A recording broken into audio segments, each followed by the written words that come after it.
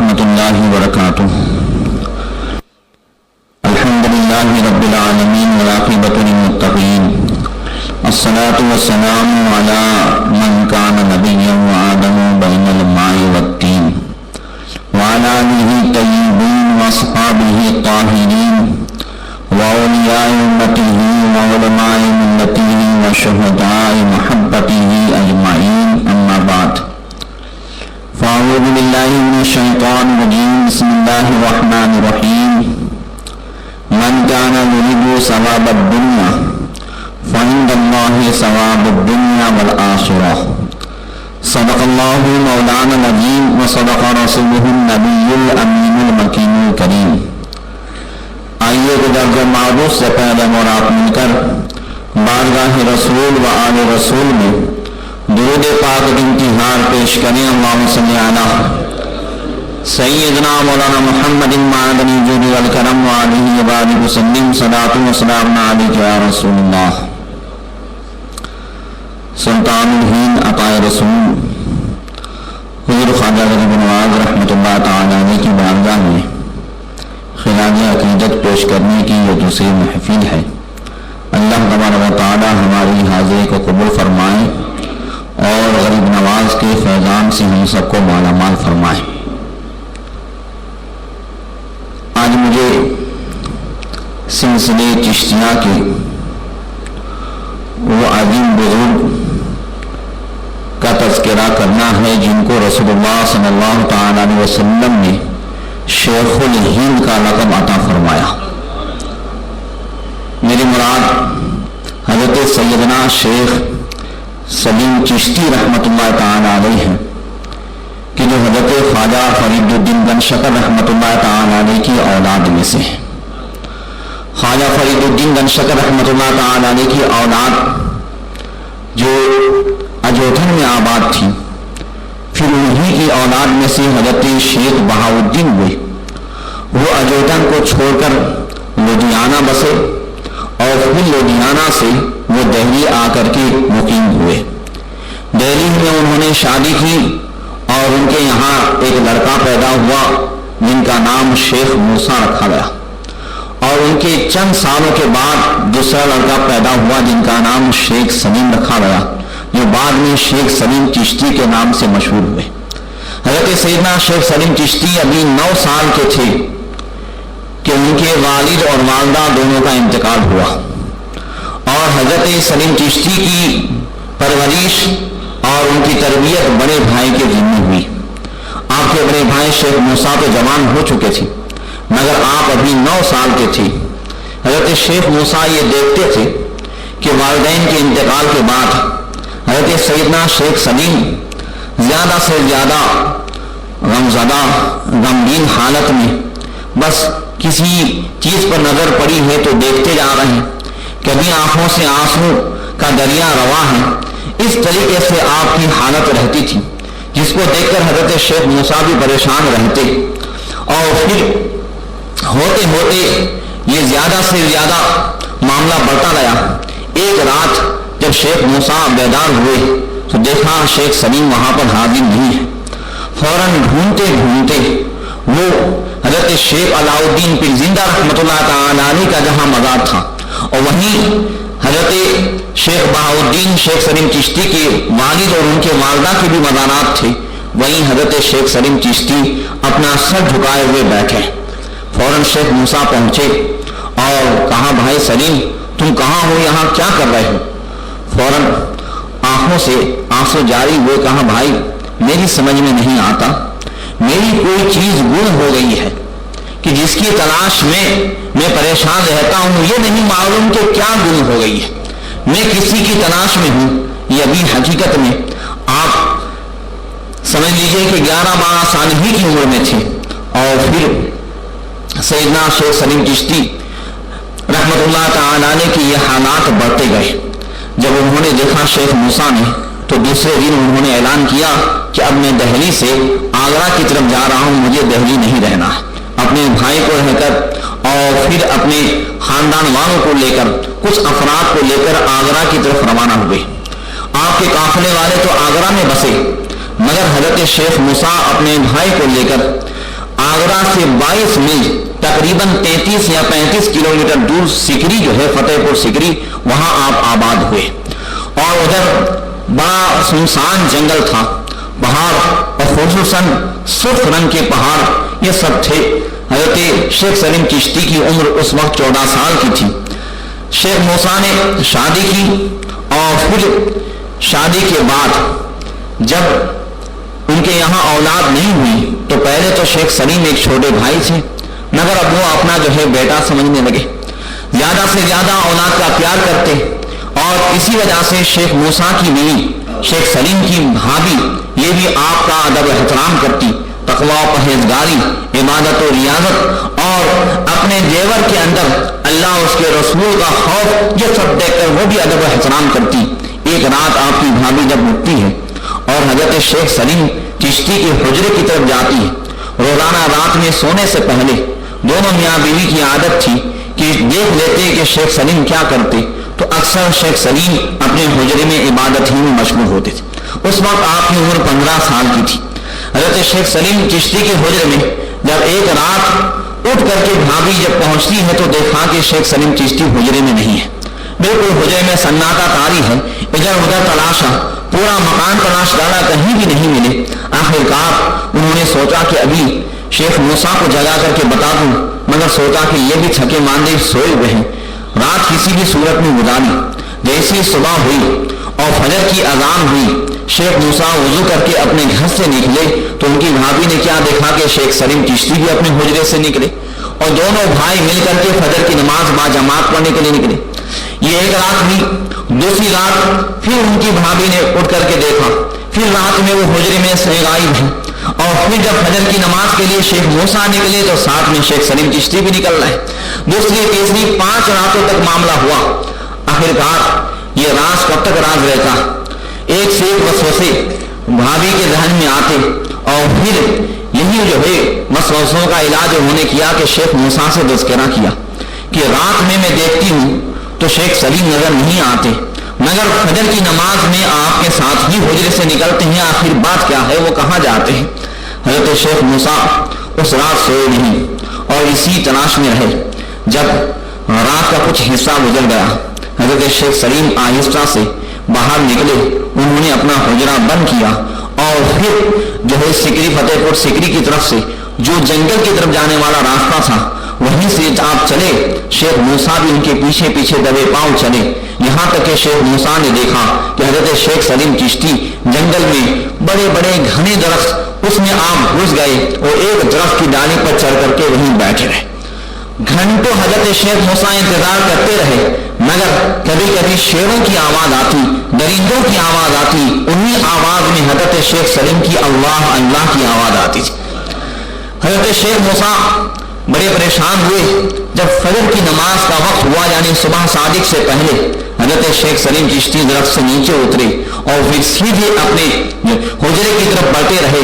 شیخ موسیٰ نے ان کا راستہ روکا اور کہا، بھائی سلیم، تم یہاں اپنا حجرہ چھوڑ کر کے کیا کرنے آتے ہو؟ کیا معاملہ ہے؟ آج کئی راتوں سے تم آرام سے نہیں سوتے، اس درخت پر بیٹھ کے کیا کرتے ہو؟ انہوں نے کوئی جواب نہیں دیا اور کہا، بھائی اگر تم اجازت دو تو میں حج کرنے کے لیے جاؤں. اگر اجازت دو تو بس میری حج کی تمنا ہے.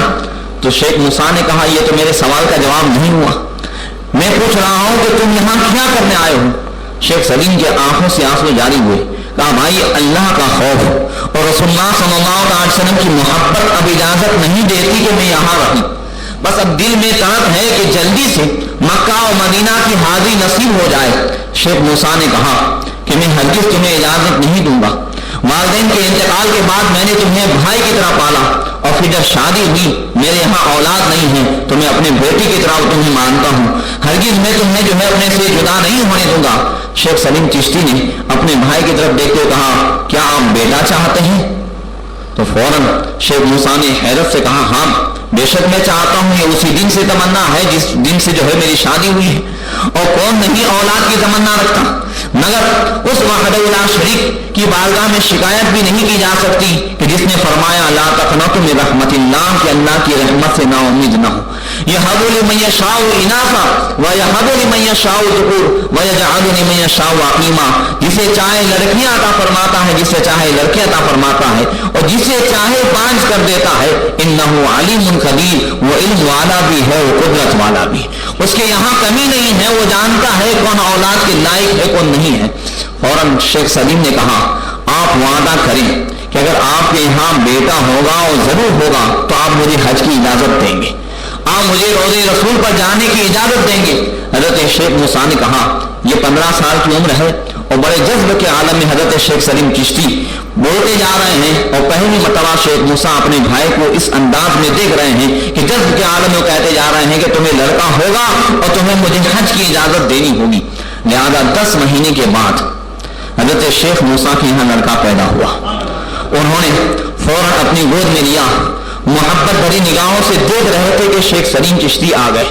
کہا بھائی مبارک ہو، آپ کے یہاں جو ہے بچہ آیا، اب آپ اپنا وعدہ پورا کیجئے اور مجھے حج کی اجازت ادا کیجئے۔ کہا میں ضرور اپنے وعدے کو پورا کروں گا، مگر بچہ ہونے اور اولاد ہونے سے تمہاری محبت میرے دل سے کم نہیں ہوئی ہے، اب پہلے سے زیادہ ادب و احترام ہو گیا، اب تم جو ہے میرے چھوٹے بھائی نہیں بلکہ تم میرے بڑے بھائی ہو، میں ضرور تمہیں اللہ کا ولی مانتا ہوں، تمہارا ادب و احترام میرے دل میں ایسے ہی ہے، تم جاؤ اور جلدی واپس آ جاؤ۔ حضرت سیدنا شیخ سلیم چشتی رحمۃ اللہ تعالی علیہ وہاں سے چلے اور سرہند تشریف لائے۔ حضرت شیخ مجید الدین رحمۃ اللہ تعالی علیہ کی بارگاہ میں انہوں نے علوم ظاہری اور علوم باطنی حاصل کیا، اور پھر وہاں سے اجوتن تشریف لے گئے۔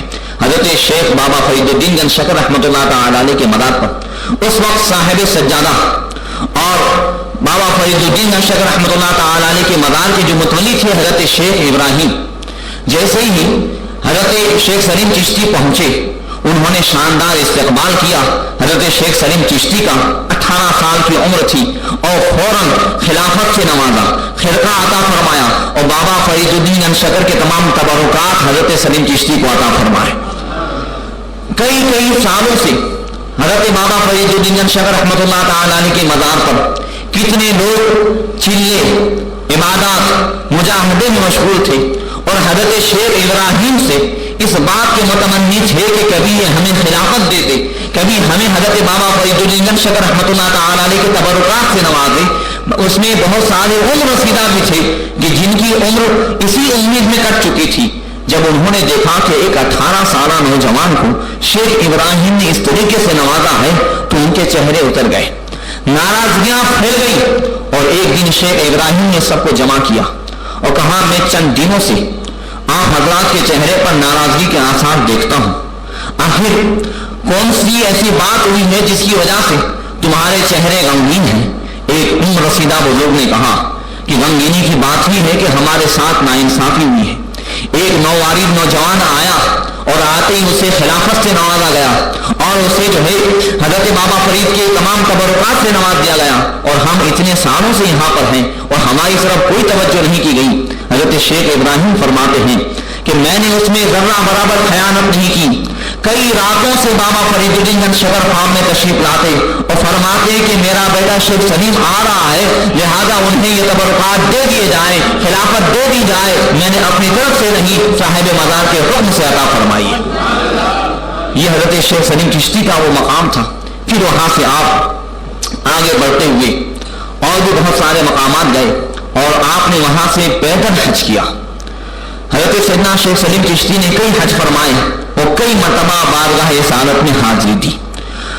جب تک سرکار کی بارگاہ میں حاضر ہوتے تو مدینہ منورہ میں مہینوں رکتے، اور ان کی ایک ہی تمنا تھی کہ ہمیشہ کے لیے مدینہ منورہ کا مقیم ہو جاؤ، رسول اللہ صلی اللہ علیہ وسلم کے در پہ حاضری اور یہیں کا ہو کے رہ جاؤں، یہاں تک کہ مسکن بھی مدینہ ہو، اور رسول اللہ صلی اللہ علیہ وسلم کے قدموں میں جنت البقیع میں جگہ مل جائے، یہ ان کی تمنا تھی۔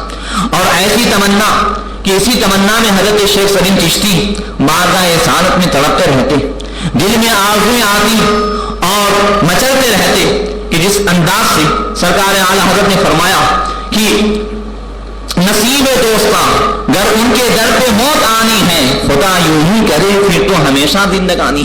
اسی در پہ تڑپتے ہیں، مچلتے ہیں، بلکتے ہیں، اسی در پہ تڑپتے ہیں، مچلتے ہیں، بلکتے ہیں، اٹھا جاتا نہیں، یوں کیا یوں ہی اپنی ناتوانی ہے۔ سرکار اعلیٰ حضرت نے جس انداز سے بیان کیا اسی انداز سے شیخ سلیم چشتی بالکل تڑپ رہے تھے کہ ایک رات آقا کائنات خواب میں تشریف لائے. فرمایا شیخ الہند، یہ پہلی مرتبہ آپ نے لقب دیا. فرمایا شیخ الہند تم اپنے وطن جاؤ. کہا یا رسول اللہ میری تمنا ہے کہ بس آپ ہی کے در پہ روح نکل جائے اور یہی جو ہے میری آخری آرامگاہ ہو جائے. سرکار نے فرمایا تم وطن جاؤ اور تمہیں مدینہ کی مٹی تمہارے زمین وطن ہی میں پہنچا دی جائے گی. مدینہ کی زمین تمہیں وہی مل جائے گی، تم اپنے وطن جاؤ. حضرت شیخ سلیم چشتی پھر وہاں سے روانہ ہوئے اور پھر آپ جب فتح پور سکری تشریف لائے تو اب زیادہ سے زیادہ جنگلوں میں رہنے لگے.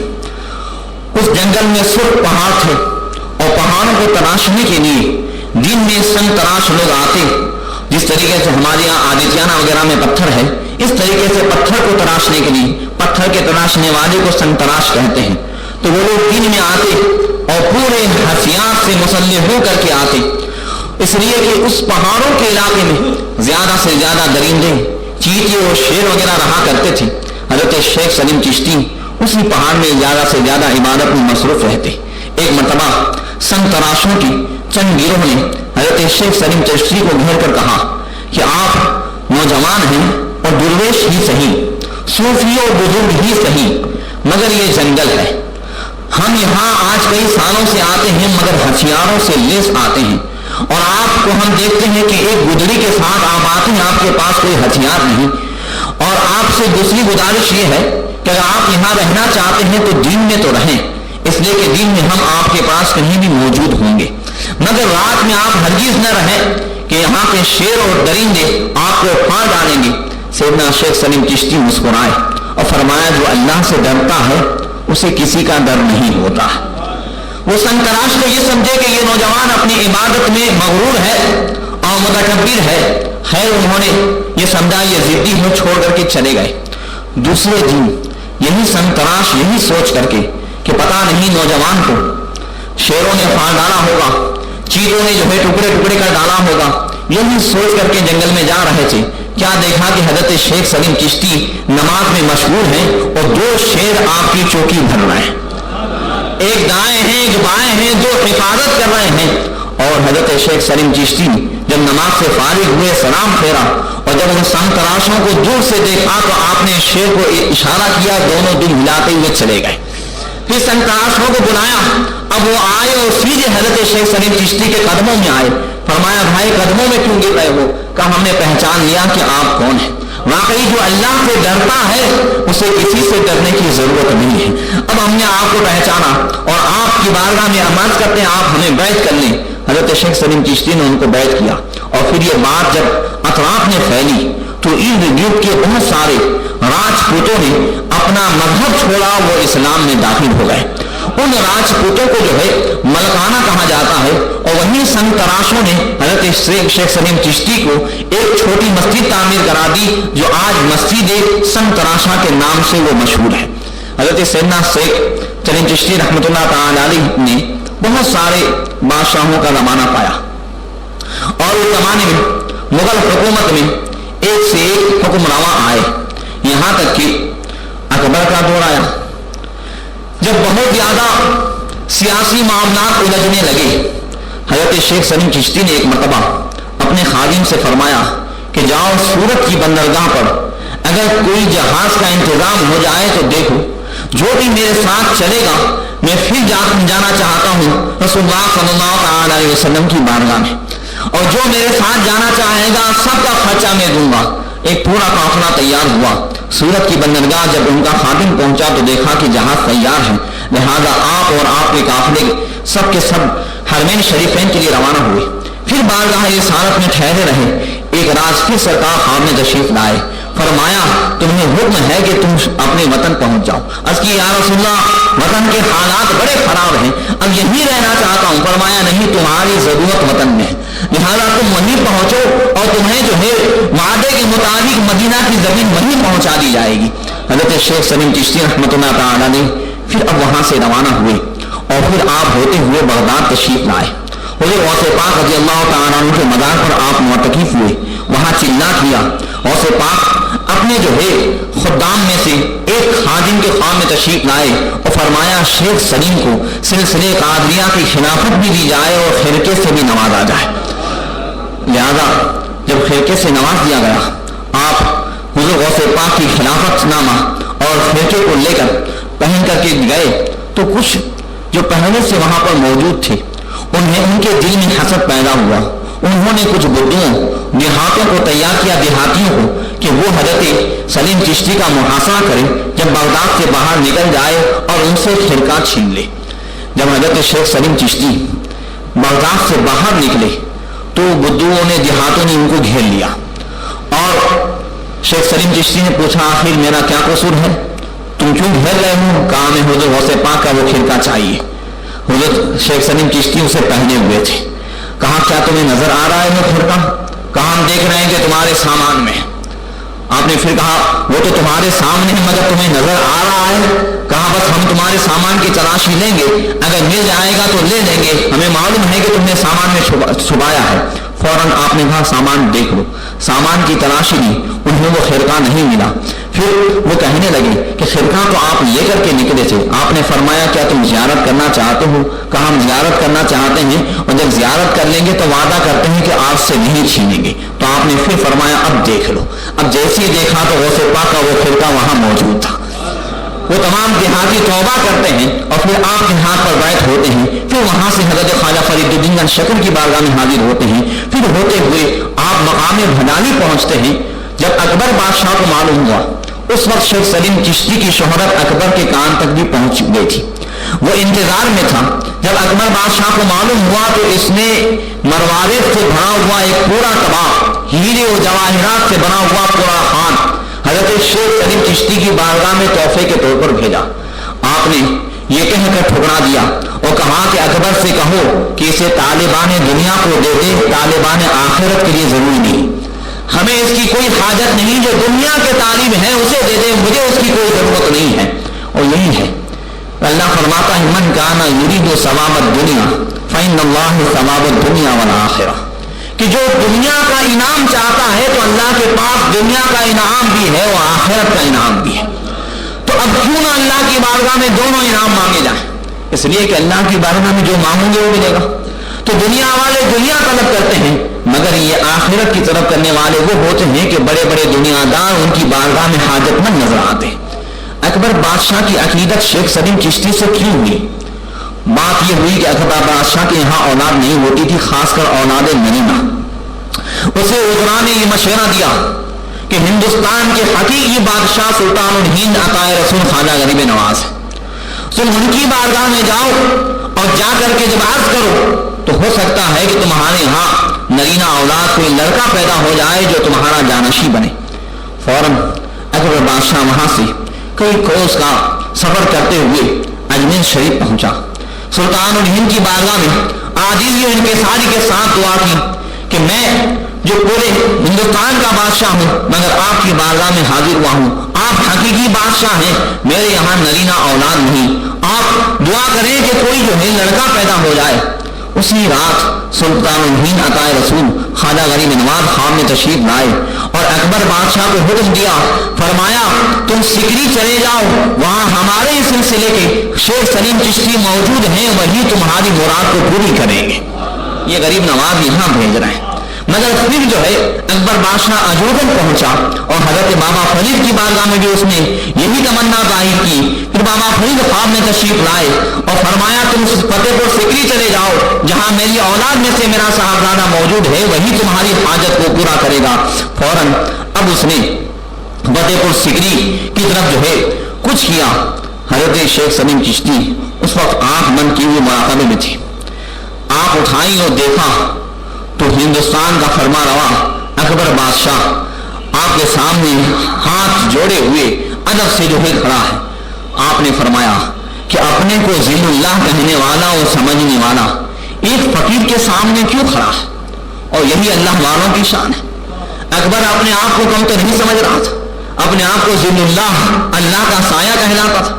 کہا اپنے آپ کو ذل اللہ سمجھنے والا ایک درویش کے سامنے کیوں کھڑا ہے؟ کہا حقیقت میں جو ہے آپ ہی بادشاہ ہیں، آپ ہی کی حکومت ہے اور میں ایسے ہی نہیں آیا ہوں، سلطان الہند اور بابا فرید نے مجھے بھیجا ہے، ان کی سفارش سے آیا ہوں، آپ ہی میری حاجت کو پورا کریں۔ فرمایا کیا چاہتے ہو؟ کہا نرینہ اولاد، تاکہ میرا کوئی جانشین بنے۔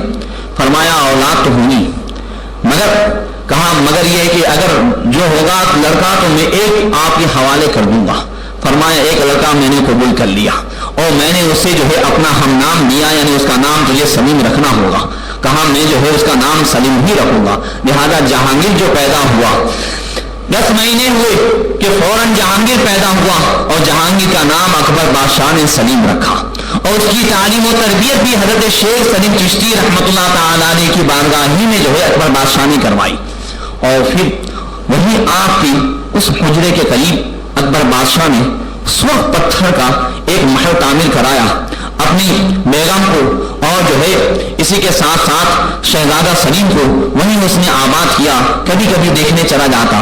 ایک دن شیخ سلیم چشتی کی بارگاہ میں شہزادہ سلیم اور دوسرے وزراء عمرہ کے ساتھ اکبر بادشاہ حاضر ہوا، بڑی باتیں ہونے لگی۔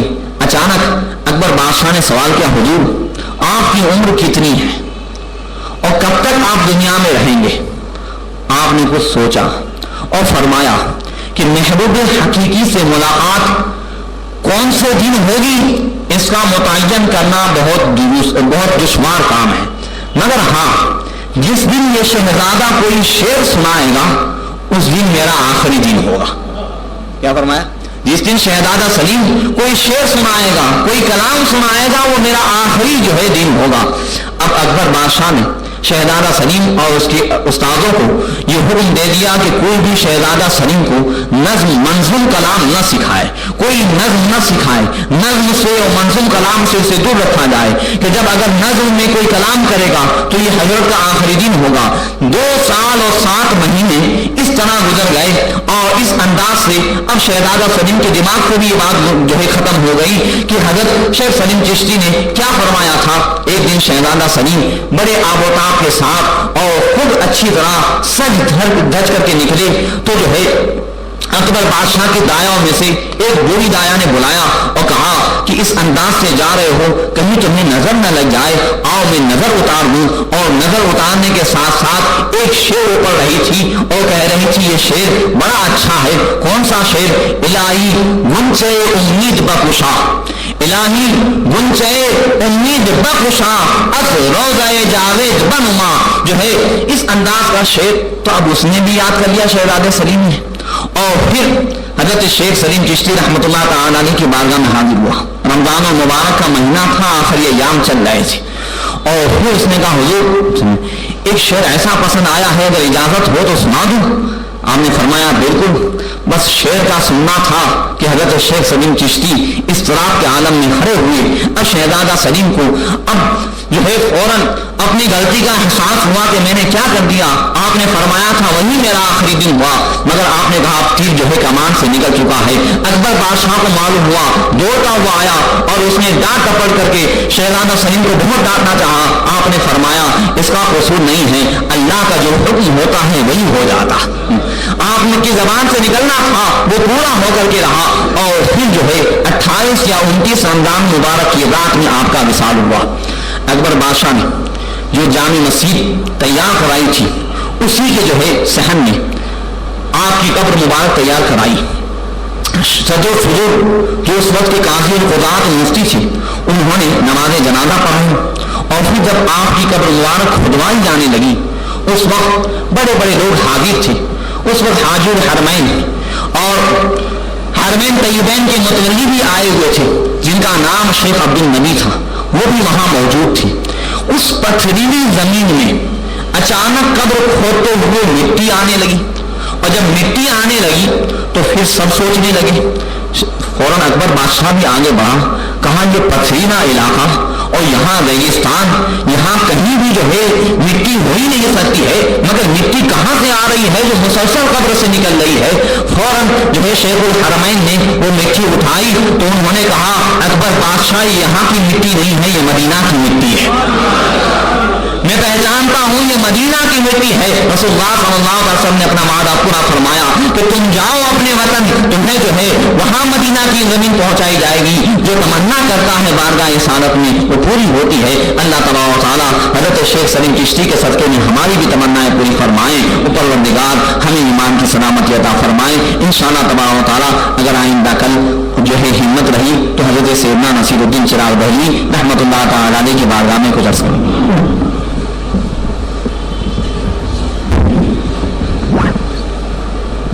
یا نبی سلام علیکہ, یا رسول سلام علیکہ, یا حبیب سلام علیکہ, صلوات اللہ علیکہ.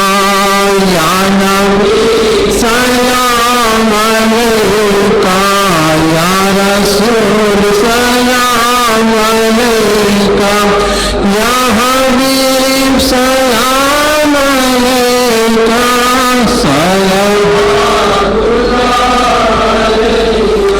ہند کے بادشاہ تم پہ لاکھوں سلام, دلبر مصطفیٰ تم پہ لاکھوں سلام.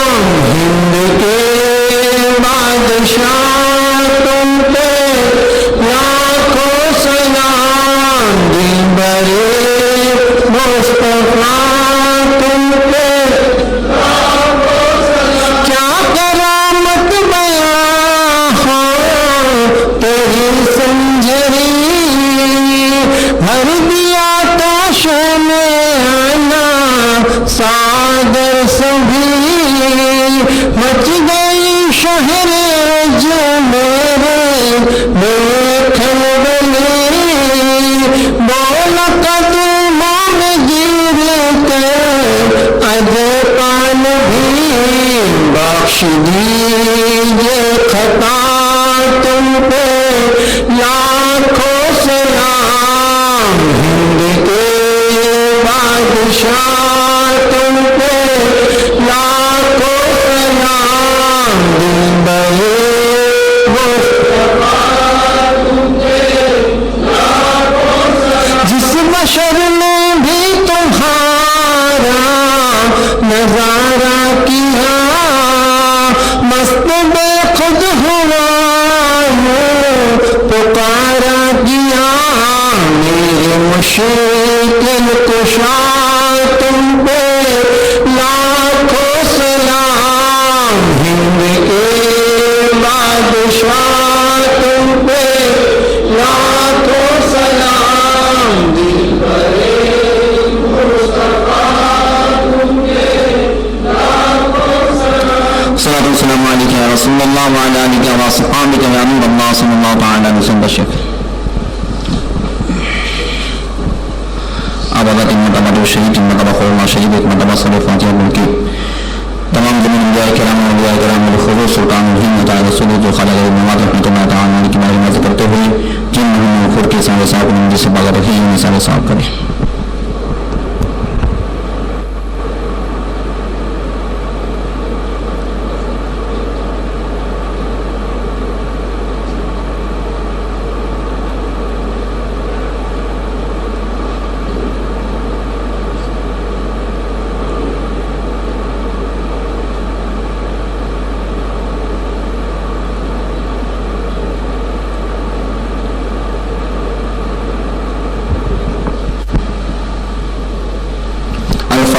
پروردگار اپنے حبیب صلی اللہ علیہ وسلم سویت رسول جمین بہر مولین تمام حرف شمس نوشان قائد جاتے سلطان قسم يكون رسول تجتنين تمام شعرنا هذا رسول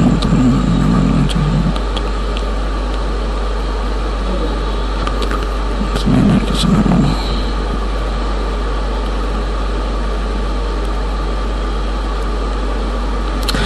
إن الله ملائكته يصلون على النبي يا أيها الذين آمنوا